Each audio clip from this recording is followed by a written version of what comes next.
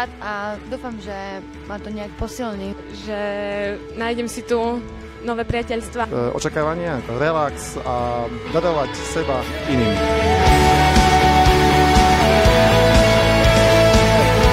Určite nejaké vyššie stretnutie s Bohom, pomodliť sa v spoločenstve. Čo nás priviedlo, tak myslím si, že určite Anka. Asi dobré skúsenosti z tých minulých putí.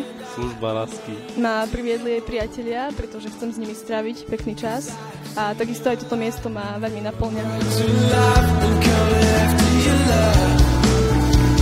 Tie pute mi dávajú takú radosť, také naplnenie a také odhodlanie znova bojovať proti tým pokušeniam, ktoré vládnu v celom svete. Sú miesta, ktoré sa zdajú byť také posvetnejšie.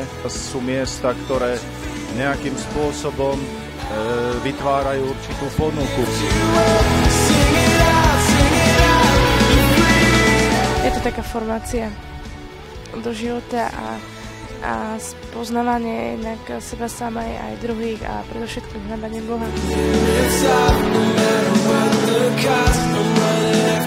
Putovanie ako také má hlbokú tradíciu v katolíckej cirkvi. Pute sú takou nádejou pre život človeka, aby našiel seba samého. A ak nájde seba samého, bude vedieť byť darom pre iných. Samotné putovanie naznačuje naše putovanie do nebeskej vlasti.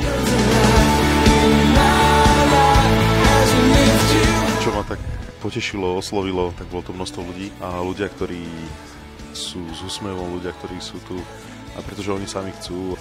Mladí, ktorí objavia tú krásu, čistoty v sebe, zažívajú tú pravú radosť. Je ozajstná, ak sa preto rozhodnú. Je skutočne pravdou, že radosť vychádza z čistého srdca. Veľmi rád spomínam Don Boscovú tému, že ak je mladý človek smutný, buď potrebuje nemocnicu, alebo spovedelnicu.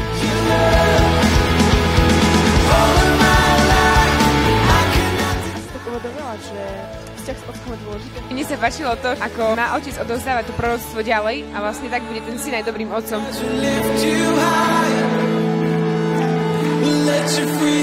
Východňári to sú takí priateľskí ľudia a veľmi podobní ako my tam hore na Orave. A na tejto puti sa mi páčila tá spoločnosť, tá atmosféra, tá rodinná atmosféra.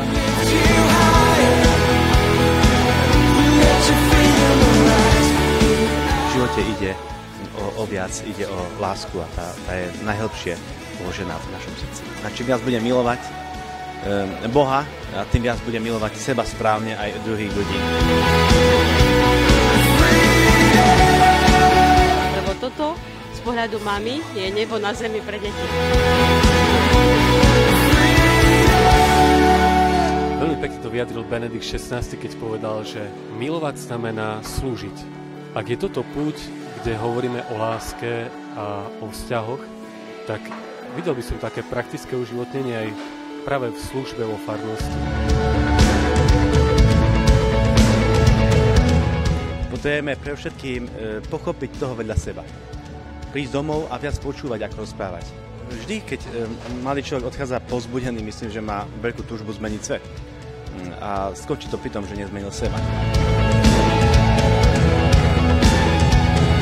Aby sa proste nebali proste prísť na tú púť a proste svoje problémy zveriť Pánu Ježišovi. Nech to dajú Bohu. Toľko by som chcel odkázať. No príďte to, čo vidíte. Lepšie je raz vidieť, ako 100 razy počuť. Na to by som im chcel zapriať, aby nikdy nejako neustrnuli, aby boli tí, ktorí sú v pohybe, ktorí vyhľadávajú to, čo obohacuje, a zároveň boli tými, ktorí takto obohatení, aby to ponúkli potom aj ďalej. Týždeň nemá len nedele, má aj všedné dni.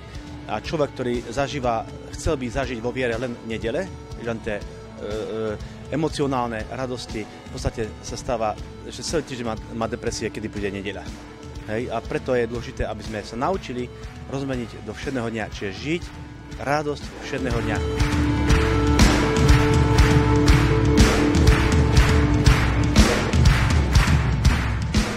Dobrý deň, prajem. Vy ste na tejto puti prvýkrát? nechce odpovedať. Dobrý deň, prajem. Vy stále pozorujete mnoho putníkov, ktoré tady to prechádzajú. Čo by ste im chceli odkázať? Dobre, ďakujeme pekne. Dovidenia.